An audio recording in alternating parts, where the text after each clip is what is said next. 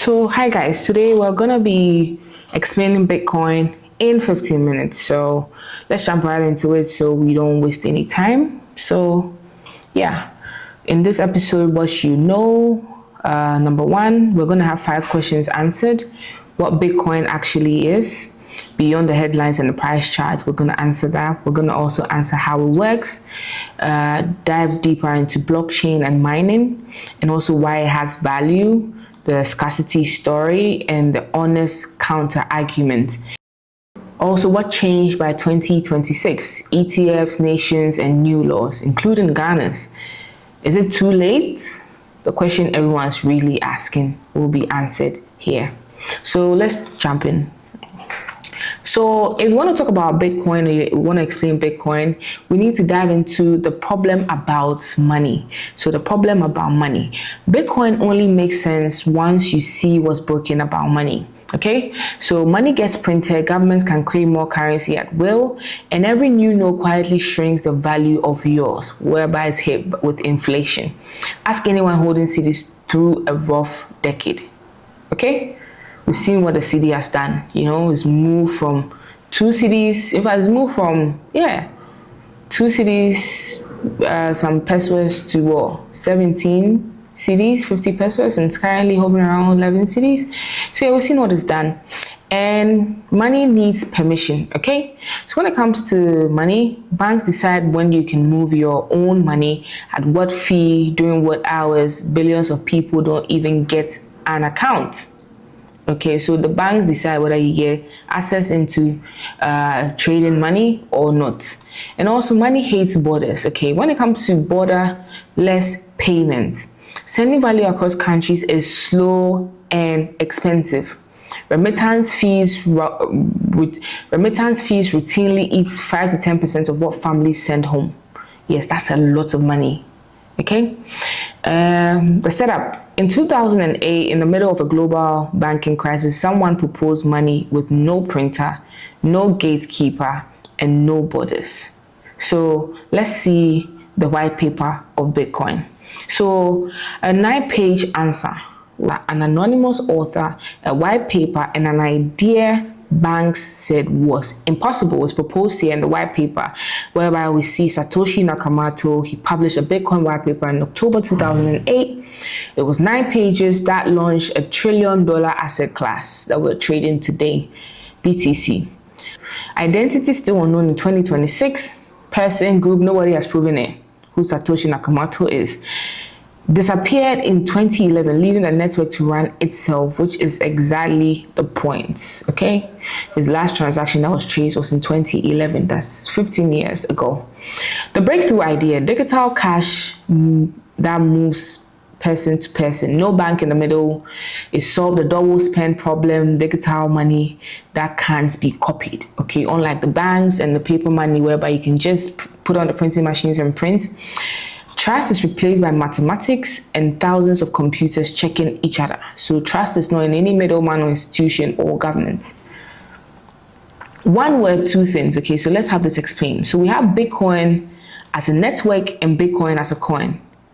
Sometimes people confuse the two. So let's try and understand that. So Bitcoin, the network, is a global system that runs by tens of thousands of computers, live non-stop since 2009. No headquarters, no CEO, no off switch.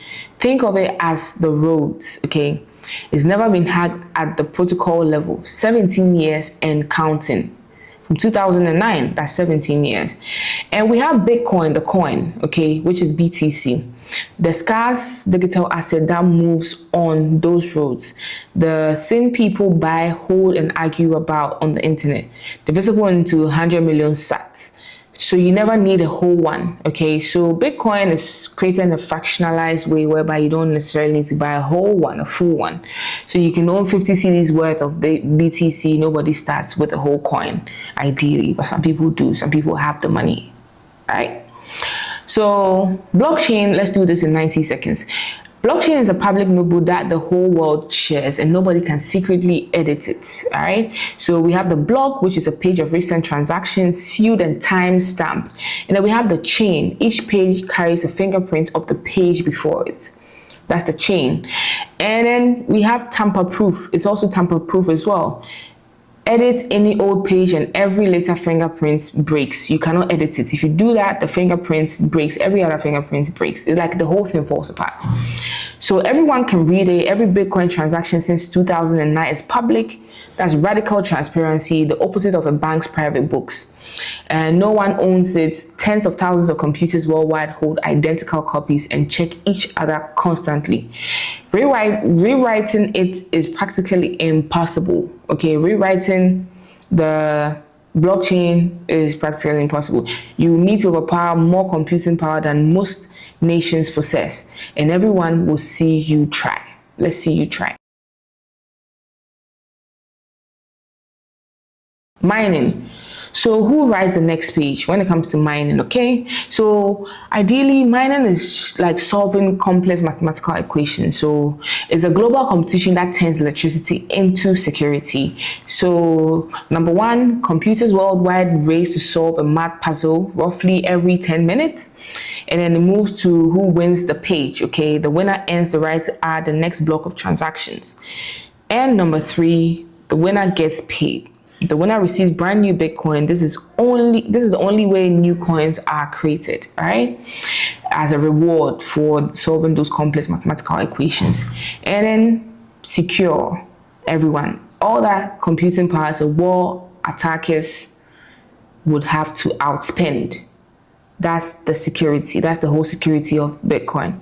So mining uses serious electricity, that's real. Supporters argue it increasingly runs on stranded and renewable power. Critics say it's waste. Both sides deserve airtime. All right? So both sides have a case, but yeah, we're here for it. So the rule that changes everything, there's only 21 million Bitcoin. All right? When it comes to fiat currency, cedis, dollars, euros, all of them are printable. Bitcoin is not. Bitcoin cannot be printed, okay? It has a fixed supply of 21 million Bitcoin and nothing can be done about it forever and ever. So if you're looking at 2009 since it was launched, if you look at the graph and the trajectory up, yeah, as of 2013, we had mined like around a little over 50%, and as of now, whereby we're sitting around here 2025, 2026, you can tell that we've mined a lot, and per the numbers here, we've mined 95% already. So 95% of BTC already exists. So if you check 95% of 21 million, we have that amount already existing on the blockchain. And Bitcoin was created in a way that is coded that is going to be its mining is going to complete in 2140. So enforced by every computer on the network, changing it would require the whole world to agree against its own interest. And halving slowed the tap. Every 4 years, new coin rewards are cut in half. The 2024 halving dropped it to 3.125 BTC per block. Next one lands in 2028, whereby it's going to be halved again. So yeah, like I said, we have around 19.9 million of the 21 million coins already out. The last fraction trickles in over the next century, which is over 100 years. I mean, I'm looking forward to see who's alive then to tell us the story. But it's backed by nothing. Fair challenge. Here's the honest answer. Both halves of it. The case for value and the honest pushback. So let's look at both sides. So absolute scarcity, the first asset in history with a provable fixed supply. Unstoppable settlement moves value globally 24/7 without permission. It's permissionless. And 17 years of uptime builds real trust. The network outlived every arbitrary. Goals value logic, scarce plus hard to produce plus widely believed in, digitized. So it's become a store of value. That's why we call it digital gold. And the honest pushback, there are no cash flows. It earns nothing. The price rests entirely on shared belief. Belief-based value can swing violently, and it does. That's how come crypto is known to be very volatile, because this is mainly built on belief and sentiment, okay? Governments can't kill the network, but can squeeze the on-ramps. The on-ramps is how you get to buy cryptocurrency. Like if you're in Ghana, the on-ramps would be like trying to buy crypto with mobile money. And also scarce doesn't automatically mean valuable. Demand must persist. So if something is scarce, it doesn't necessarily mean it's valuable unless we continue to see demand for BTC. So Bitcoin in 2026 is not fringe anymore. If you're looking at crypto now or Bitcoin now, the 2026 edition shows that Wall Street has arrived. Spot Bitcoin ETFs launched in 2024 now anchor $200 billion plus in crypto ETFs globally. Bitcoin sits in pensions and retirement portfolios now. And it has hit new all-time highs. Bitcoin touched a record around 126,000 in late 2025 October. Then corrected hard as it always has. Cycles didn't disappear, they matured, right? So nations and companies also hold BTC now. Public companies, funds, and even governments keep BTC on their balance sheets. The serious money debate is over. And you're hearing even all of these nations saying that they are creating Bitcoin reserves for their nation because they see it as a store of value, whereby it's digital gold, just like we have gold itself. All right. And when you come to Ghana, Ghana has made it legal now. The VASP, which is the Virtual Asset Service Provider Act 2025, Act 1154, formally legalized crypto trading, with Bank of Ghana and SEC licensing rolling out through 2026 and beyond. We're still seeing the whole thing pan out. So the part that nobody puts in the thumbnail, okay? BTC is not all roses, all right? When you look at its price history, it's violent. Pretending otherwise is how beginners get hit, okay? People come in and think BTC is 126,000 and it's going to keep going up and up and up. But the truth has to be told, okay? We always see a reversal in BTC, right? There are major drawdowns whereby approximately there are crazy percentages drop from its peak. So if we're looking at all of this, you can see here in 2011, the crash, it dropped all the way down minus 93%. 2013 to 2015 winter, we saw a decrease of 84%, and 2017 to 2018 winter, minus 84% as well, that retained. When you're looking at 2021 to 2022 winter, we saw minus 77%. And currently, I don't have the chart now for 2024, 2025, but if you're looking at it, we hit an all-time high of $126,000, and we're currently sitting around 63,000 as I checked today. So that's like a half of it. So we're down literally 50 to 55%, around 50%. So like I said, 75% drops are normal in BTC. Every cycle, Bitcoin has fallen this hard, including the 2025 high. Only invest what can wait, all right? Volatility ruins people who are forced to sell because you can put your money in there and the volatility brings it all the way down, and then you have a need for the money and then you have to sell, and you sell at a loss. So money you need next year does not belong in BTC because it's crazy volatile. And also past is not equal to promise. Sometimes people think that the pattern and the history is a promise for the future. So it has recovered every time so far. That's history, not a guarantee. It isn't one, okay? So don't just put in positions because you think history is going to always repeat itself. Just play safe, all right? And owning it. So buy, then actually own it. 2 steps people skip, and the one rule that protects everything. So ways people buy in 2026, these are some of the ways people buy from licensed exchanges. When it comes to Ghana, cities in via mobile money and bank transfer, the standard route, now regulated in Ghana. We're waiting to see licensed exchanges here that are born in Ghana, but for now, most of us stick to these foreign exchanges like Coinbase, Binance, Bybit, and the likes. And in 2026, we are seeing a lot of ETFs, okay? Bitcoin exposure inside a brokerage account. If you want to buy or own it, you can buy it through an ETF, okay? Simple, but you hold a fund, not coins, yeah. And then there's the P2P way, which most of us are used to, the peer-to-peer, growing fast worldwide, convenient but check fees, and only use platform escrow, which most of us use, okay? So we use the Binance escrow to buy through peer-to-peer transactions to transfer like the on-ramps, transfer our mobile money into cryptocurrency.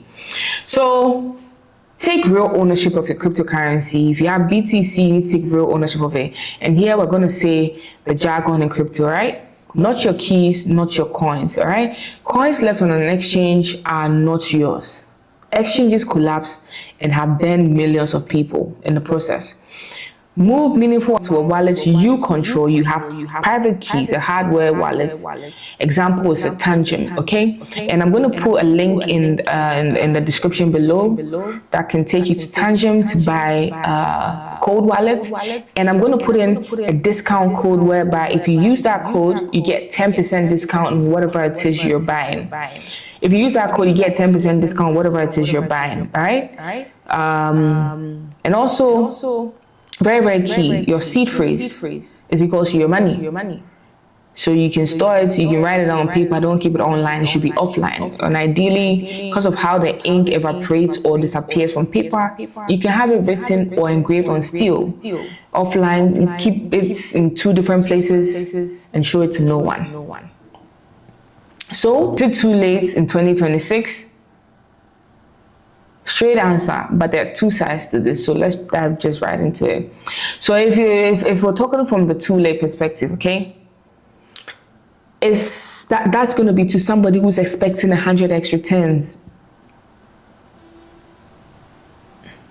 So you expect the 100x returns of 2011.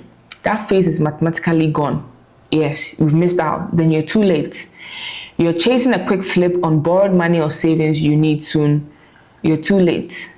All right, you buy the top of a hype wave without a plan for the next 50% drop, which we said is very volatile. It can swing anyway, and you should be prepared for what it can do when it comes to volatility. So if you're chasing a quick flip on borrowed money or savings, no, this is not the asset for you. On the other hand, if we're saying that you're actually early, these are some of the reasons why you're early. And I think I side with the early side, I think I don't want to choose a side, but yeah, these are the reasons why you'd be early in adopting Bitcoin. So when you look at BTC, okay, adoption keeps compounding. Most of the world still own none. Okay, if you look at the world population that owning Bitcoin, it's a very small population, and the asset class market share is very little in terms of comparison to all of these other asset classes like real estate, gold, and the treasury market. Okay, so you think in years, buy on a schedule and size portions sanely, which happens when you're at dollar cost averaging. So you have a schedule, you're buying consistently, and yeah, you're buying proportionately so that you're not putting in any money you're going to need next year or next 2 years, right? So you value what it does. It's scarce, it's borderless, and it's yours. It's permissionless. You don't need any permission from any institution, and it's traded P2P, not just what it costs. So you're late for the lottery, but on time for the understanding. And understanding is the only edge beginners actually get. So let's catch up on everything we've learned in this 15 minutes. So Bitcoin in one breath, all right? So it was born in 2008 to fix printable, permission bordered money. Number 2, it's a public ledger no one owns and no one can secretly edit. It also has 21 million coins forever, scarcity written into code. Nothing can be done about these 21 million coins. When you're looking at 2026, the landscape, ETFs, nations, and legal status in Ghana is mainstream now and is still volatile. Okay, all of this legalism and regulation is not changing the volatility of crypto because it's driven by belief and sentiment. So with all of this said, it's very important that if you buy some BTC, you need to own your keys, you need to size portions sanely, and you need to think long term. You can't just be thinking today, tomorrow, next week, next year. You need to be thinking 4 years and beyond. So keep going.